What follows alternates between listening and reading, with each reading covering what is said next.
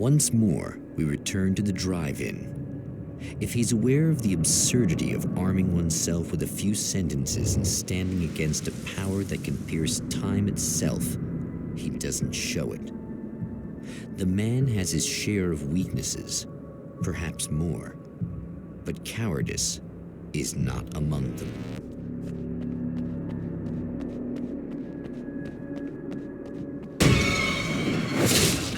Oh, you got yourself a little plan, do you?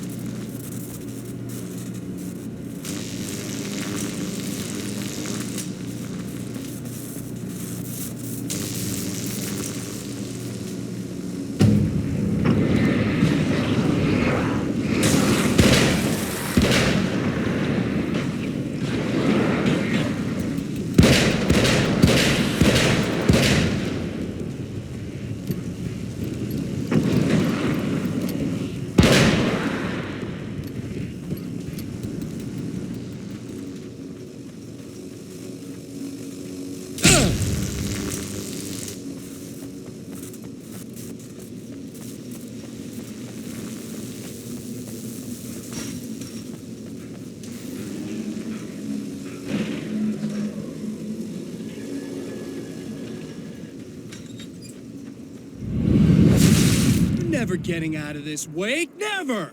Don't worry, I'll take care of your wife and your life!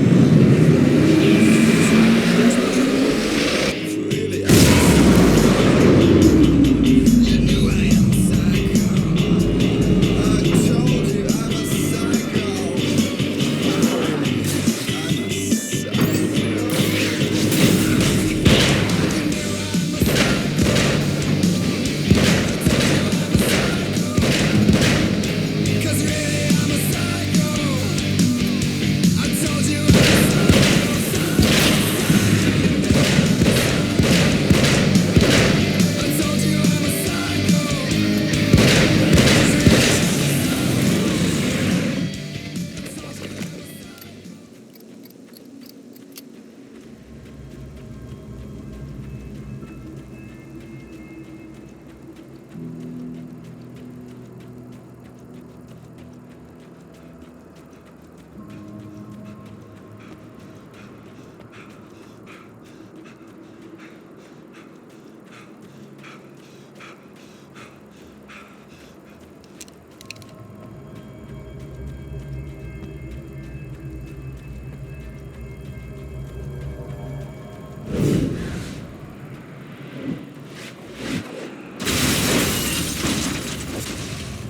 what you think you're doing, but I'll send you right back to the beginning.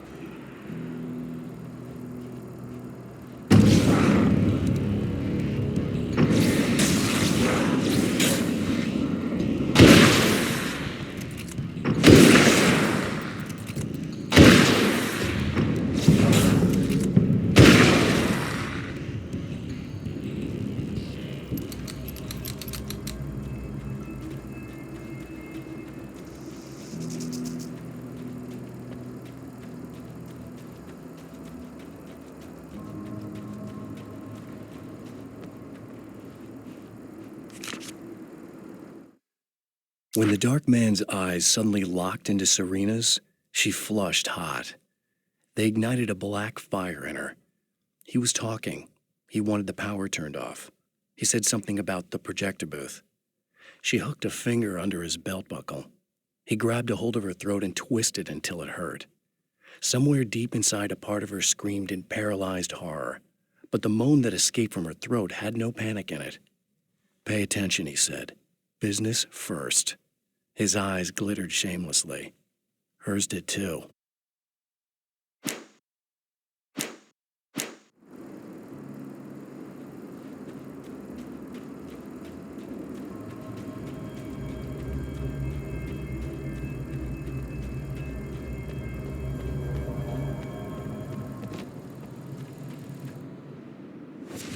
What? You think whatever it is you're gonna do is gonna make a difference? This'll end up just like before!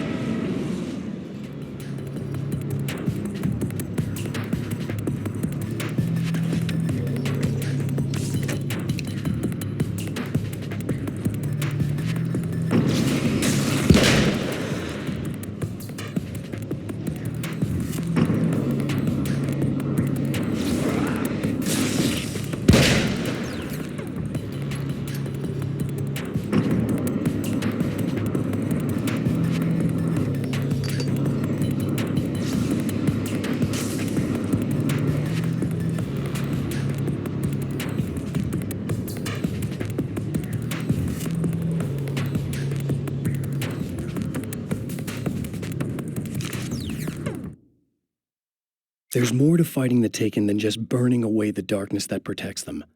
When I'm fighting for my life, I find myself slipping into a state of intense concentration that makes the beam of my flashlight seem more powerful and focused.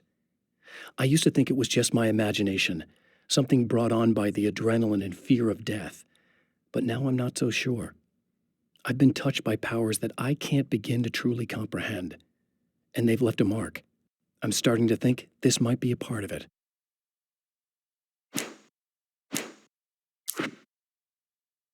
I'd found her film from the pile of containers in the back. I'd threaded it into the projector. I swallowed hard, staring at the screen, hearing her voice, the sunrise I remembered so well only moments away. And then Mr. was there, nailed by the projector's beam, caught in his own trap. He shouted at me, first in confusion, then rage. And then the sun came up and things started to burn.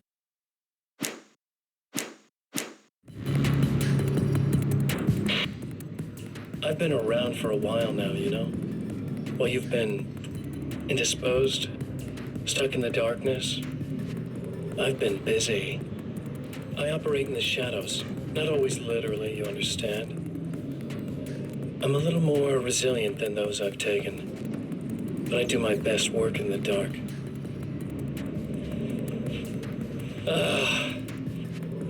And there's so much darkness out there. It goes deep, and the things that live in it are vast, big bastards. They don't mind getting a little bit of elbow room. All that chaos and madness, it doesn't really do that much down there. It's like pouring a glass of water into the ocean, right? But up here, yeah, you can really make an impact. All they need is someone to bring them all the way through. But first, I had to take care of you. You party pooper. You're stuck in an eternal cycle now. The sun's never coming up for you. Everything else? Do my thing. Getting a bit of quality time with Alice. That's a little something for me. And I deserve it.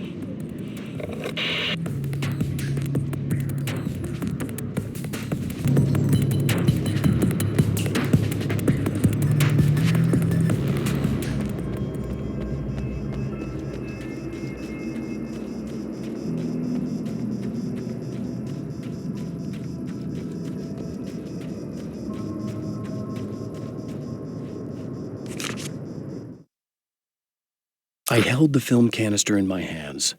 I saw her name written across it in big letters, followed by the title. It was a time capsule, moments snatched from times gone by, from a past that I hoped could also be our future. It was my salvation, our chance to be together. A tin can with a bit of magic in it that she didn't even know about, something I could put to good use. There were only moments left before I had to face him.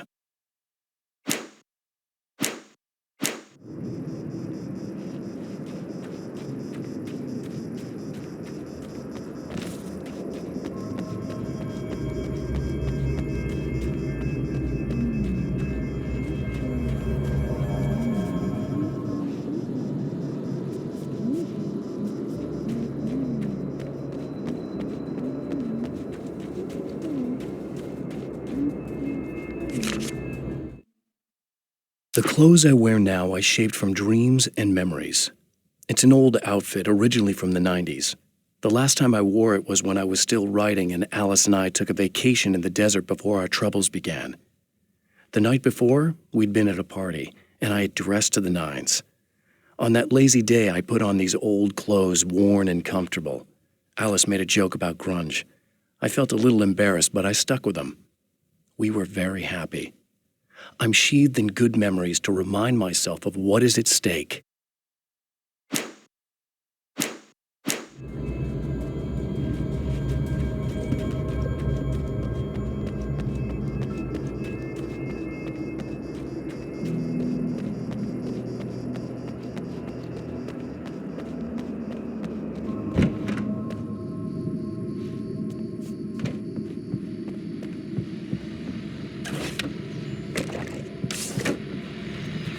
Hello, folks, and welcome to the third part of our pre-recorded interview with Serena Valdivia and renowned photographer Alice Wake. So, tell me about the film. It's called Sunrise, and it really wasn't something I ever thought of as an actual film. It was just footage, things I saw and happened to shoot. It's not a medium I'm very much at home with. You shouldn't put yourself down. You've got a great eye. Maybe, but experience is another thing. Because you're primarily a still photographer. Yes, exactly. So I'm really used to thinking of the world in terms of snapshots. I frame something and try to pick the right moment, and then reveal that moment to people. Moving images are a different story. I'm still learning a lot about it, to be honest. So, this is a new thing for you? Or maybe I'm just a slow learner. But showing it like this is definitely a new step for me. It's a little weird taking something this intimate and showing it to everybody. Not that the material itself is somehow shocking. It's just that those were private moments.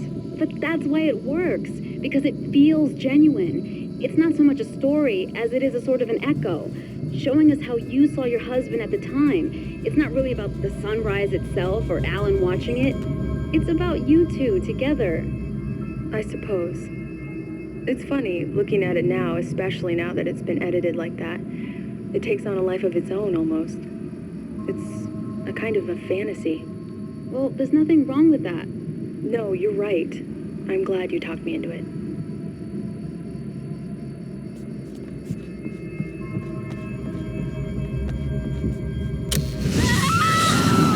Oh, hey.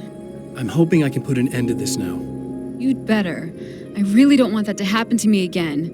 It's like somebody vomited in my brain, like a sleazy movie that keeps looping in my head. I'll stop this, I swear. You know the part that's really screwed up? If you mess it up, it'll just keep happening forever, right? I don't think I can deal with that. Don't think about that.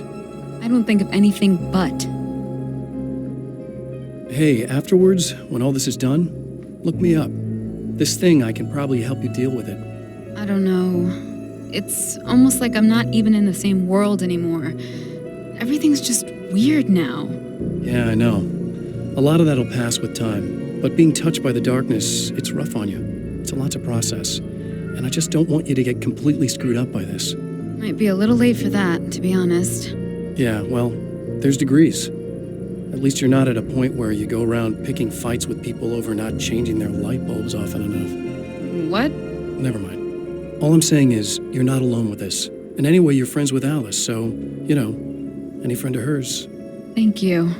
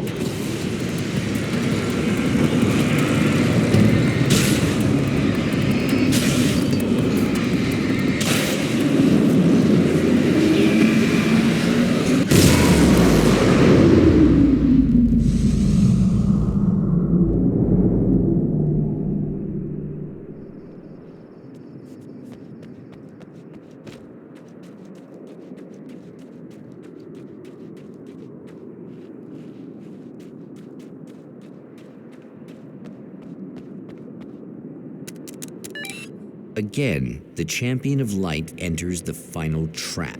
The new reality is almost here. All he needs to do is change the details of the scene, push it past the breaking point, and the rest will snap into place.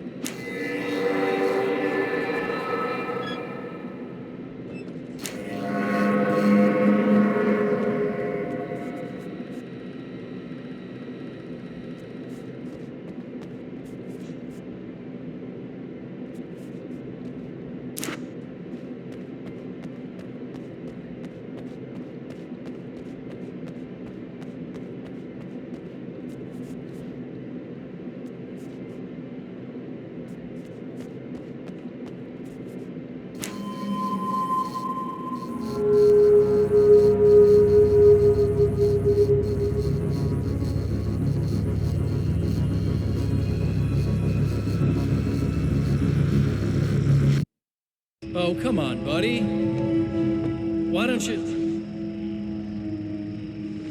What? What is this? No! No!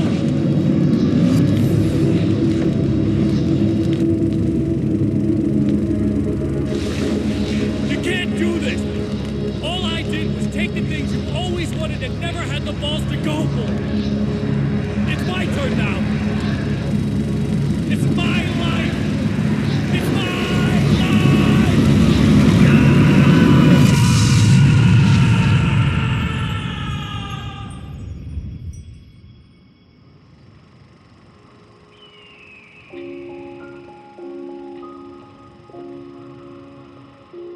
Alan? Is it really you? It's really me. How?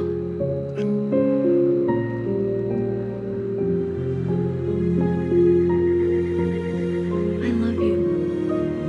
I love you.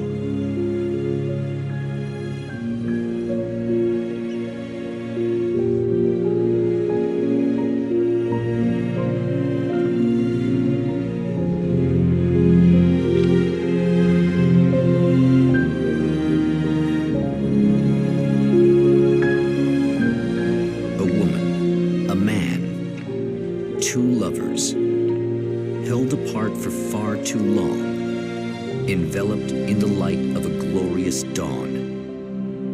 They both feel it. He's home at last. Are these actual events, or merely a dream, a memory, or a glimpse of what is to come? One thing is certain. This scene takes place in another time and another place, far, far away from Night Springs.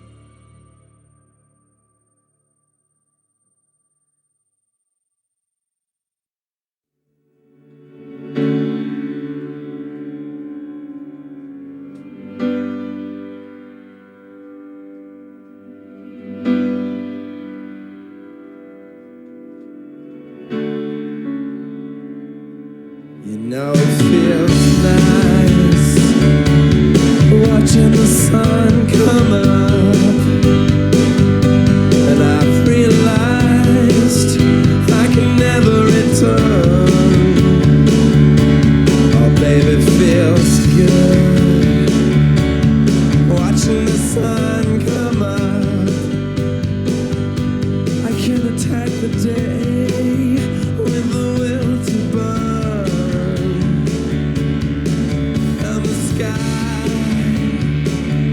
Is a picture of violence, blood red and steely blue. It has beauty that can never be silenced.